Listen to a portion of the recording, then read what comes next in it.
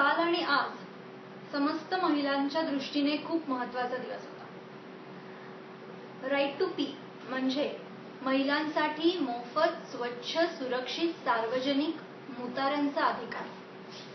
या अधिकारासाठी आम्ही गेली 4 वर्ष संघर्ष करत आहोत. यामध्ये महिलांसाठी स्वतंत्र मुताऱ्या असाव्यात, विकलांग महिलांसाठी, लहान मुलांसाठी, वृद्धांसाठी यामध्ये वेगळी सोय असावी. तसंच सर्व शौचालयांमध्ये कचऱ्याचा डबा असावा, वॉश बेसिन असावं, पाण्याची सुविधा असावी आणि मुख्य म्हणजे महापालिकेचं जे सर्क्युलर आहे 23 एप्रिल 2011चं, ज्यामध्ये महिलांसाठी मुतारीचं शुल्क आकारलं जाऊ नये असं हे परिपत्रक सांगतंय.